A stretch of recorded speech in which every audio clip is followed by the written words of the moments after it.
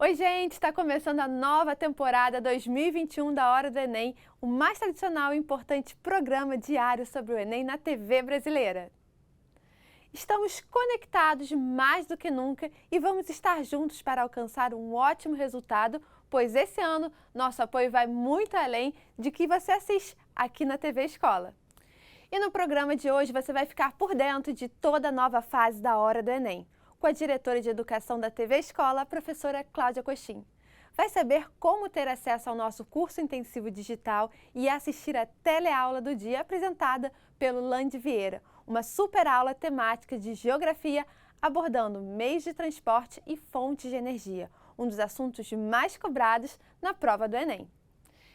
E todo dia você vai ter uma surpresa no final do programa com uma janela para o Enem.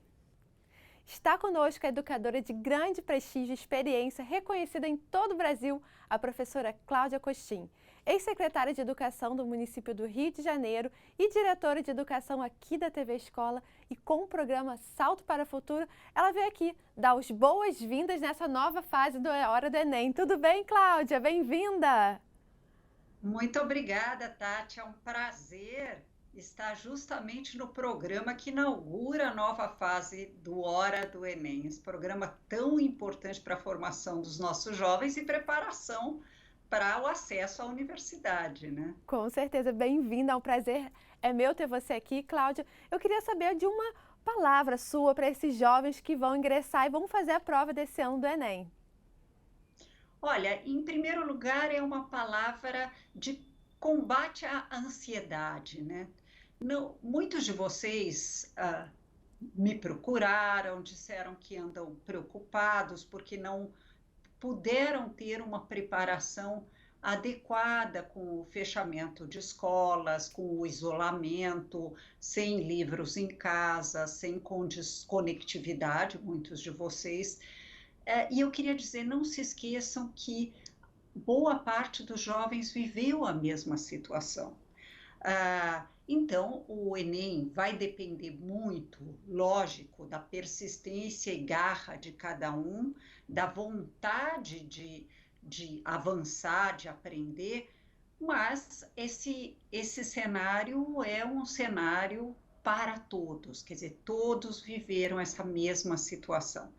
Agora, se eu posso recomendar algumas atitudes para além de persistência e garra, isso que a Angela Duckworth recomenda tanto que a gente tenha, desenvolva no processo de aprender, aquela psicóloga cognitivista tão interessante, é não deixem de ler, procurem os que já têm a sorte de ter uma biblioteca pública aberta no seu município, procurem a biblioteca, peçam à rede de escolas públicas acesso a materiais escritos, porque se sai bem em redação quem lê muito.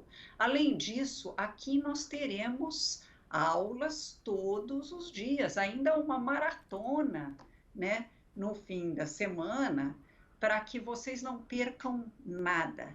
E de que maneira você dá uma dica para a gente, para esses estudantes que vão fazer a prova, eles criarem uma rotina produtiva de estudos? Bom, primeiro, as pesquisas mostram que quem se organiza tem muito mais chance de sucesso nos estudos em casa. Criar uma rotina, escolher um lugar de estudo, ter o material já preparado antes do horário que vocês reservaram para o estudo, é muito importante. A outra coisa é não deixem de assistir os programas. Neles vocês terão muitas dicas e a partir das dicas vocês vão entender o que é necessário revisar. Outra questão importante é os que ainda estão no ensino médio. Demandem a sua escola, demandem a sua rede estadual para que ofereça materiais adequados para complementar aquilo que a hora do Enem vai oferecer. Não ser cidadão também é demandar em cima dos interesses de vocês. As escolas públicas têm que estar preparadas para, mesmo à distância, aquelas que não vão voltarem agora, dada a circunstância da pandemia, para oferecer aprendizagem à distância. Com certeza. E como que você vê esse material mais amplo da Hora do Enem, aqui feito pela TV Escola, não só com o programa diário e as maratonas que vão ter no final de semana? Olha, é muito bom ter acesso a esse material, porque ele foi preparado pensando no jovem ou nem tão jovem que vai prestar o Enem. Então, organize-se para assistir os programas, né? Vai passar de manhã, na hora do almoço e à noite. Depois tudo isso passa organizadinho, às 7 da manhã, às 13 horas, às 19 e até à meia-noite tem. Então, não é por falta de algum horário que vocês não podem estudar. E é mais lúdico ver na televisão, ter acesso por aqui e ainda participar das maratonas para aquele material que vocês eventualmente perderam. Todo mundo tem que ter o direito de aprender, e aprender não é só dentro da escola. É o melhor lugar para aprender, evidentemente, a escola, porque você tem a interação com colegas, com os professores, mas na impossibilidade de termos isso, com certeza esses programas vão lhes ajudar. Cláudia, quero te agradecer demais pela presença na Hora do Enem 2021 e desejar muito mais sucesso, tanto no programa quanto na carreira. Um beijo e obrigada! Obrigada, tchau.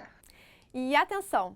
Nesse ano de 2021, depois de longos meses sem aulas presenciais e a falta de condições de uma preparação mais efetiva e abrangente para as provas do Enem, a TV Escola está proporcionando aos alunos de todo o Brasil um curso de apoio de revisão intensiva que reforça o conteúdo que você assiste aqui na Hora do Enem. Contando com a parceria do Colégio 24 Horas e do QG do Enem, uma super plataforma disponibiliza um curso modular totalmente digital para você estudar diariamente através de centenas de videoaulas especiais de um curso online do QG do Enem. Exercícios de material de apoio e mini simulados inteligentes, além de uma completa estrutura de aprendizagem, trabalhando os conteúdos mais cobrados nas provas e tendo como referência as habilidades para facilitar a compreensão de toda a programação. Para participar, procure as secretarias de educação da sua região, os líderes da sua comunidade e organizações sociais e empresas para ter acesso a esse projeto. Acesse também o nosso site e saiba como adquirir esse curso de apoio de reforço intensivo da Hora do Enem 2021, que você pode fazer de casa, da escola, do trabalho, sozinho ou em grupo, contando ou não com a ajuda de professores e facilitadores. E para entrar agora, mesmo no ritmo das aulas, o nosso querido Lande Vieira vem aí apresentando a teleaula do dia. Hoje com uma super aula temática de geografia, abordando os meios de transporte e fontes de energia, um dos assuntos mais cobrados na prova do Enem.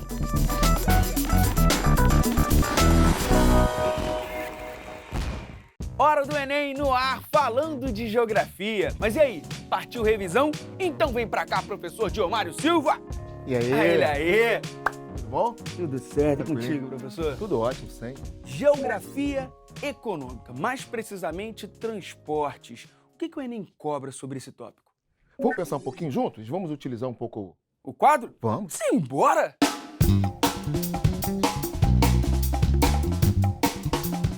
Geografia do transporte.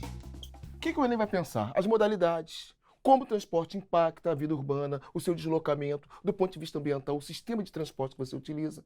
São fatores importantes. Agora, vamos pensar nesse transporte? Ele pode ser o quê? Hidroviário. Além do hidroviário, ele poderá ser também o quê? Aeroviário. Além de aeroviário, pode ser também mais o quê? O que você sugere? Rodoviário? Vamos lá, rodoviário. Mais um? Ferroviário? Ferroviário. E por último, dutoviário. Dutoviário? Isso aí, seria isso. Agora vamos pensar, nós temos aqui 5 modalidades de sistema de transporte. Certo. Hidroviário, nós sabemos muito bem que como ele é importante para o deslocamento do comércio mundial. Sim. Hoje, basicamente, ele alimenta as relações comerciais no mundo, pela quantidade que ele consegue levar e com o preço que cai um pouco mais pela quantidade. Aeroviário, ele tem uma eficiência muito grande pela rapidez que ele nos dá, porém tem um custo. Sim. O custo se torna elevado, né? Pensando do ponto de vista da geografia econômica, nós temos sempre que analisar custo e esse investimento. Rodoviário, que por todos nós, inclusive às vezes pelo Enem, a gente questiona pela poluição, pelo sistema do quê? Qual o tipo de fonte de energia utilizada para esse transporte. Sim. Mas temos que lembrar uma coisa, Lande. Ele é fundamental na ligação dos outros. Ferroviário, aeroviário, hidroviário. Porque leva o produto que é até a tua porta. Então ele é o delivery. Chegou lá no porto, chegou no aeroporto, chegou o quê? Na ferrovia, mas até a tua casa como ele vai chegar. Então o rodoviário é importante. E ferroviário também. Ele é importante pela quantidade também. Então são transportes assim, múltiplos. E por último, analisarmos esse transporte dutoviário. E o que seria? O que Explica seria pra isso gente. aí? É pensarmos o quê? Principalmente o que se faz hoje em relação a petróleo. Os dutos de petróleo carregando esse produto para vários lugares, né? Ou a própria questão do Brasil, o gás que nós trazemos da Bolívia vem o quê? Através de quê? De cano também, de encanamento. Então você tem essa possibilidade a partir desse sistema de transporte. Então na prática você tem o quê? Esse universo, né? Que condiciona, querendo ou não, todo um desenvolvimento econômico. E como é que isso tudo funciona aqui no Brasil, professor? Pensamos como? O que é a malha de transporte brasileiro? Se você pensar o processo histórico, Vargas era um presidente que tinha muita visão que o ferroviário seria fundamental pela extensão do país, tudo isso. Mas após Vargas você vem Juscelino Kubitschek, com um pensamento de modernidade muito grande e com interesse de trazer, inclusive, empresas que trabalham com automóveis para o Brasil. E aí você vai desenvolver o quê? Um período muito onde o rodoviário passa a ser predominante. E aí você tem referência na construção da própria capital e ligando, do ponto de vista rodoviário, vários pontos do país. Então, no Brasil, nós temos uma relação muito forte com o transporte rodoviário ainda, né? Apesar que, na atualidade, existe uma discussão interessante, que não é nova, é desde 85, que é a ferrovia norte ao sul do Brasil. Está muito lento o processo. Toda hora um presidente fala um pouco, mas é um caminho do ponto de vista o quê? Comercial, para escoar as produções desde a região norte e fazendo conexão até com a região sul. Então, você vai interligando. Agora, uma coisa que é importante pensarmos, Lande, que poderá ser uma questão do Enem também, que todo esse sistema de transporte, o ideal é ele ser o quê? Intermodal. O que seria isso? É você pensar que o norte do Brasil, né, e pensando o Brasil como você está me questionando agora, ele tem uma capacidade pela bacia hidrográfica de utilizar o transporte hidroviário muito grande. Sim. Mas em algumas regiões você tem uma dificuldade maior, então você vai interligar com outras possibilidades. Então você está conectando múltiplas modalidades, né, fazendo com que o sistema consiga fluir. Não fique dependente só de um sistema apenas. Um exemplo, há pouco no Brasil, a crise do sistema do transporte de caminhões. O Brasil parou. Sim. Porque nós não temos outros caminhos para trabalhar esse processo de escoamento da produção, da circulação da produção. Então nós precisamos estar atentos que qualquer país, né, tem que precisar de uma malha mais complexa e dialogando, interligando. Perfeito. Bora ver como isso funciona numa questão, professor? Vamos. Questão 65 do Enem de 2018, caderno azul, primeira aplicação, professor. Tá Vamos. contigo. Os portos sempre foram respostas ao comércio praticado em grande volume. Aí volta aquela questão do transporte hidroviário, né? Sim. A quantidade que ele carrega. Que se dá da via marítima, lacustre e fluvial. E sofrem adaptações ou modernizações. Modernizações, que é uma coisa que é um gargalo muito grande no sistema de transporte, né? Cada vez mais automatizado para acelerar esse processo de circulação. Sim. De acordo com um conjunto de fatores que vão desde a sua localização privilegiada frente a extensas interlândias. O que é isso? Área de influência. Ah, tá. Já ia perguntar. Interlândias? Isso. As áreas de influência, as áreas próximas que você está influenciando, né? Passando por sua conectividade com modernas redes de transporte que garantam acessibilidade, associados, no atual momento, à tecnologia que os transforma em pontas de lança de uma economia globalizada que comprime o tempo em nome da produtividade e da competição. Comprimir tempo e a relação de espaço. É o que a globalização nos faz o tempo inteiro. É acelerar, se tornar mais rápido esse sistema de transporte, de ligação. Por isso que todas as estruturas têm que estar conectadas e rápidas. A tecnologia vem fazendo isso conosco, né? Uma mudança que permitiu aos portos adequarem-se às novas necessidades comerciais apontadas no texto foi a intensificação do uso de contêineres. O que seriam contêineres que o aluno poderia ficar? O que é isso? São aquelas caixas enormes de ferro que você coloca as mercadorias ali dentro e o que você transporta de um lugar para outro. Mas qual é o sentido disso tudo? Antigamente você pegava o quê? peça a peça para colocar dentro de um navio, por exemplo. Peça a peça para colocar dentro, né, de um sistema ferroviário. Agora não. Você pega aquela estrutura, joga em cima do trilho, joga em cima do navio. Tem todo um maquinário, né? Maquinário, né, moderno. Então você acelera esse processo. Então, podemos pensar dessa forma, né? A compressão, a agilidade de tudo isso. Compactação das áreas de estocagem. O que seria compactação? Diminuir essas áreas de estocagem, pura e simplesmente compactá-las. Penso eu que a produção ela vem aumentando muito. Ela vem ocupando mais espaços cada vez. Né? Eu preciso ter mais espaço para escoar essa produção. Né? Então a estrutura portuária ela tem que dar conta disso tudo. Tá? Ela não pode diminuir. Né? Letra C. Burocratização dos serviços de alfândega. Gente, se nós queremos agilizar a produção, se for mais burocrática, não vai agilizar a produção. Pelo contrário, vai frear e vai dificultar muito mais. Né? Redução da profundidade dos atracadouros. Olha o que a letra D quer falar com a gente. Se você pensar na profundidade, nós teremos uma dificuldade de navios de maior porte atracarem ali. É o contrário, né? Pelo contrário. Né? Os navios estão crescendo, então precisa de mais capacidade, né, de profundidade para facilitar isso tudo. É o que eles chamam do calado do navio. Superação da especialização dos cargueiros. Não, os cargueiros cada vez mais o quê? Trabalham especificamente com um tipo de produto para levar de um lugar para outro para ser mais ágil. Então, nós, observando plenamente o que a gente tem enquanto itens aqui, a intensificação do uso de contêineres vai facilitar o quê? Todo esse processo, a modernidade, a agilidade e esse processo de deslocamento das mercadorias. Por isso que nos chegam cada vez mais rapidamente. É isso aí, perfeito. Então, gabarito, opção A. Intensificação do uso de contêineres. Isso aí é perfeito. Você já tirava o quê? 10 nesse Enem. Professor, agora um outro assunto da geografia econômica. Sim. Energias. E aí, por que esse assunto é tão importante para o Enem? Nós não conseguimos viver sem energia, né? Do ponto de vista assim, da nossa formação, desde a pré-história até os dias atuais. Ela vai se tornando cada vez o quê? Mais complexa ou novas formas de energia que nós vamos buscar. Hoje, principalmente, qual é a nossa polêmica? Renovável ou não renovável? E que tipos de energia são renováveis? Que tipo de energia não são renováveis? Que é a grande questão que o Enem costuma abordar e serve para abordar, inclusive, em redação também.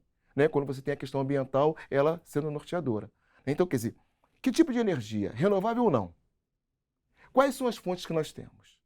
Aí precisamos pensar e refletir um pouquinho sobre. Assim como a gente fez em relação aos transportes, como as matrizes energéticas do Brasil estão distribuídas? Vamos pensar? Qual é o tema principal que você está pensando? Fonte de energia, né? E aí eu falei para você imediatamente a ideia do quê? Do hidrocarboneto. Aí eu penso, petróleo, penso gás natural e penso o quê? Carvão. O aluno já montou isso aqui, essa base. Ao pensar isso aqui, pensar pelo mundo, a questão de petróleo e gás natural, você destaca, por exemplo, o Oriente Médio, grande produção. Mas não é só o Oriente Médio. Você pode discutir, por exemplo, a Nigéria, hoje na África, uma grande produtora também. Angola também tem uma grande produção. Carvão você vai pegar a China como uma grande produtora. E aí você pensa Brasil, né, para fazer aquela relação. Sim. Brasil, nós temos que discutir principalmente a região Sudeste e o Nordeste, como reservas interessantes, né? E carvão no Brasil você encontra muito no Sul. Então você está distribuindo numa escala mundial, para ele ter uma noção, e pensar o quê? Brasil. Além da ideia do hidrocarboneto, eu coloquei também, inicialmente, a questão de ser nuclear. O que isso aqui envolve? Tudo para a gente. São o quê? Não renováveis. Ou seja, não renovável, tá? E tem os seus impactos. Nós sabemos muito bem a preocupação que o mundo tem em relação à questão nuclear. Há pouco que aconteceu no Japão, né? E a preocupação que a gente tem. O que eu vou fazer com esse resíduo? No caso, Brasil nuclear, o que nós temos de destacar? A questão de Angra 1, Angra 2 e, em conclusão, a Angra 3. E se você pensar especificamente quem consome muito isso no Brasil, o Rio de Janeiro é muito privilegiado em relação a essa produção energética. É bom lembrar para o aluno, nós temos o quê? Um projeto de 5 usinas, 3 no Rio de Janeiro, 2 em São Paulo a ser definido o local. Tá? Esse é o nosso projeto nuclear. E tem alguns países que não querem mais utilizar isso. É o caso da Alemanha. Agora, tem países sérios, como a França, que utilizam e não têm tido problemas. Né? Então, quer dizer, são questões em percebermos como essas fontes aqui não renováveis. E aí vamos trabalhar do outro lado, Lande, que é pensarmos o quê? Aquilo que não é, que é renovável e aquilo que chama mais atenção hoje em dia na sua utilização. Aí podemos pensar o quê? Eólica. Solar. Mais o quê? Vamos colocar a hidroeletricidade aqui e vamos discutir depois. Pois é, ela entra no renovável, entra, né? E vamos pensar o seguinte, mas tem impactos. Entendi. Para não deixar que a coisa assim é tão simples. É. Podemos pensar também a ideia do quê? Biomassa. E tem outras fontes que a gente vai colocando porque o espaço fica um pouco mais apertado. Sim. O que a gente tem que começar a problematizar isso, né? Quando eu trabalho com a ideia de hidroeletricidade, eu penso aquilo como os rios, eu utilizo a queda dos rios que eu utilizo, eu tenho que lembrar que ela não está emitindo gases que afetam a atmosfera, mas do ponto de vista assim, da ocupação humana. Quando eu represo para gerar aquele lago que vai dar o potencial hidrelétrico, eu estou aqui inundando regiões. Então eu tenho um movimento barreira, às vezes, questionando, principalmente no Brasil, a existência dessas grandes hidrelétricas, né? Porque vou realocar, tem um impacto social. E o impacto do ponto de vista aqui da fauna e da flora, que também é muito sério, porque eu estou inundando tudo. Eu não tenho a capacidade de fazer o levantamento nem deslocar toda aquela riqueza existente na região. Então a biodiversidade, ela é afetada também. Então eu tenho que pensar nesse impacto social em relação à ocupação humana. Tenho que pensar na agricultura, que pode ser uma área inundável, que antes era uma prática agrícola. Quer dizer, são essas questões que a hidroeletricidade traz. Agora, nós temos uma vantagem. Nós moramos num país onde a capacidade pluviométrica é muito considerável. Então, nós temos uma tradição muito grande em relação ao setor energético. Inclusive, temos o quê? Um processo de expansão em questão a Belo Monte, né? Que é, podemos dizer assim, nesse momento, vai ser a maior usina hidrelétrica brasileira. Porque o aluno pode questionar, mas Itaipu? Itaipu é binacional, Brasil e Paraguai, né? E Belo Monte, na região norte. Além de Belo Monte, nós temos construção também de Juruá e Santo Antônio. 3 usinas hidrelétricas na mesma região, com as problemáticas em relação aos impactos ambientais, principalmente em relação à população indígena. Vale ou não vale a pena a permanência? Vale ou não vale a pena você edificar? São questões que nós temos que pensar. Eólica solar. Pensar Brasil e pensar o mundo, principalmente trabalhar com a ideia de solar, a Alemanha vem investindo muito nisso. A China também tem um investimento. A China tem uma contradição, ela desenvolve muita tecnologia e a sua utilização no seu espaço territorial ainda é pequena. Mas tem tecnologia, consegue inclusive exportar. A Alemanha não. Tem uma questão da prática dentro da Alemanha, essa preocupação com o tipo de energia que eu estou utilizando, né? Qual o processo dela, se ela polui, impacta menos, né? Eólica, você tem também parques eólicos hoje na Holanda e em Portugal. Vamos desmistificar um pouco a questão do português, né? Você tem parques eólicos sendo estruturados no mar em Portugal. Mas algumas pessoas falam que isso aqui causa um impacto visual, né? Aquela hélice enorme, pode prejudicar a poluição visual e pode prejudicar também a rota de algumas aves. Então são questões que a gente tem que pensar o seguinte, ela é menos impactante, mas tem sempre um tipo de impacto que poderá causar. Mas como o processo de evolução vem se dando em relação à fonte de energia. E sublinhando essa ideia de biomassa. Que eu vou pegar o quê? Eu vou plantar algo e a partir daí eu vou o quê? Vou produzir energia. Eu posso pensar aqui no Brasil a questão do projeto que hoje nós chamamos de etanol. É um caminho, é uma biomassa. Então, quer dizer, você tem um universo muito grande. E no nosso caso, essas matrizes nos contemplam. Todas elas. Então, professor, partiu questão, né? Vamos. Depois dessa revisão rola. Vamos lá. Então vamos lá, bota na tela. Tá aí, ó. Questão 34 do Enem de 2015, caderno azul, segunda aplicação. Tá contigo. Então, olha só, essa questão 34, ela aponta o seguinte. Primeiro, olhar o cartograma, né? Pensar como isso está espacializado. Olhar também a legenda que fala do consumo de energia elétrica per capita em 2007. Então, fazer a relação da legenda com os espaços onde está acontecendo o quê? Esse processo de consumo. E a questão coloca a distribuição de consumo de energia elétrica per capita verificada no cartograma é resultado da extensão territorial dos estados-nação. A gente não está discutindo a problemática de um estado da soberania do estado. A gente está preocupado em entender o quê? Como essa produção, esse consumo de energia acontece nos mais variados estados possíveis. B. Diversificação da matriz energética local. Nós estamos discutindo o quê? Energia elétrica. Ele está falando novas matrizes? Em nenhum momento ele está abordando isso, nem a legenda aponta. Capacidade de integração política regional. De novo, pare para pensar. Em que momento ele está discutindo se há uma integração via o quê? Esse consumo dessa energia elétrica? Não né? faz muito sentido. D. Proximidade das áreas de produção de petróleo. Temos áreas de produção de petróleo? Temos. Mas ele está preocupado em ligar energia elétrica com o consumo do petróleo? Também em nenhum momento a legenda está apontando isso. Agora, a legenda pode estar pensando o seguinte, em percentual, aonde está acontecendo o quê? Uma instalação de uma infraestrutura para atender uma demanda da produção, aonde está existindo um consumo per capita com uma necessidade maior, com uma busca maior. Então, isso me leva a pensar o seguinte, que a instalação de uma infraestrutura para atender a demanda é o que norteia hoje, principalmente, as estruturas de produção de energia. Por quê? Quanto mais energia, mais produção. Isso vai estar relacionado principalmente aos países que apresentam um índice de desenvolvimento maior. Que é essa busca. Quando eu conversei com vocês ali sobre a questão do Brasil e na região norte, novas, né, usinas sendo construídas, existe uma demanda pelo desenvolvimento local. Então eu tenho que potencializar, a partir da energia, essa possibilidade. Então, a letra E, instalação de infraestrutura para atender a demanda, é fundamental para pensarmos que esse contexto de busca por consumo e produção de energia. Então, reforçando o gabarito, a opção é instalação de infraestrutura para atender a demanda. Sim. Hoje, Janela do Enem está muito especial e nosso convidado é o diretor-geral da TV Escola, Francisco Câmpera. Tudo bem, Francisco? Bem-vindo à Hora do Enem! Tudo bem, Tati? Obrigado. Olha, esse ano o projeto Hora do Enem 2021 está bem especial. Queria que você me falasse um pouquinho sobre isso. Bem, primeiro eu queria contar, né, rapidinho aqui, sobre a Roquete Pinto. A Roquete Pinto vai fazer 1 século, 100 anos no ano que vem, em 2022. E em 2023, o Edgar Roquete Pinto, que funda a Roquete Pinto, ele lançou a primeira rádio no Brasil e já fazia ensino à distância, né, levando escola para quem não tem escola, isso há 1 século atrás. E hoje a gente continua fazendo a mesmíssima coisa. Até mesmo porque, Tati, você sabe, metade da população no Brasil não tem acesso à internet. Então a gente está em canal fechado, que são os pagos, a gente está no canal aberto, a gente está em todas as plataformas, né, para atender e levar escola para quem não tem escola.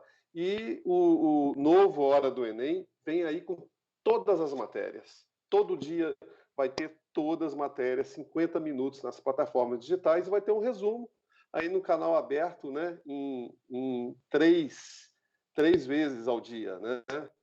Então a gente está muito feliz. Com certeza, o projeto está mais amplo justamente para a gente segurar a mão desse aluno e todo mundo ir com a gente. Temos também esse ano a grande diferença para trabalhar também o mental e emocional desse aluno com a ajuda de psicólogos, coaches, médicos, enfim, é um projeto um pouco mais amplo, não é isso, Francisco? Então, a gente tem uma preocupação muito grande, todo mundo sabe, né, que está atingindo assim, a parte emocional de muita gente, né? São mais de milhares de brasileiros que morreram, passo até dos meus sentimentos às famílias, e além disso, muita gente entrando em depressão, as crianças também, os jovens, então, os estudantes, estão tendo muitos problemas, né? Então, a gente não vai levar só conhecimento, a gente vai levar apoio, vamos discutir, porque falar faz bem, né? A gente tem que falar, tem que discutir. Tem uma informação, Tati, que pouca gente sabe. O Brasil tem uma das maiores taxas de tentativa de suicídio entre 15 a 29 anos, né? E é tentativa, não é nem pensamento, né? Isso se dá muito a essa falta de valores, essa falta de apoio, de conversa. Então, aqui a gente vai abrir, vai deixar todo mundo falar, a gente vai contar casos, dar orientação, né? Então, não é só levar conhecimento, né? É levar apoio também e tentar ajudar o máximo de pessoas que a gente conseguir. Esse é o nosso propósito. E eu estou muito feliz de estar aqui à frente do programa. Obrigada pela confiança, pelo carinho. E eu queria aproveitar para que você deixasse uma mensagem para todo mundo que está nos assistindo. Olha, tempos difíceis sempre aconteceram na humanidade, mas a tempestade sempre tem um fim. Isso a natureza também nos mostra. Então, vai passar, né? Conte com a gente. A gente sempre tem 1 século que a gente vem levando aí escola para quem não tem escola, dando apoio, fazendo o máximo possível, né? Ninguém está sozinho, né? Estamos aqui, vamos montar uma rede de solidariedade no Brasil, que só assim que a gente vai vencer. E venceremos, o Brasil é mais forte do que tudo. E eu encerro o primeiro programa dessa temporada de 2021, esperando vocês amanhã para mais um Hora do Enem 2021. Continue acompanhando a gente pelas redes sociais da TV Escola, no Instagram e no YouTube. Até amanhã e bons estudos!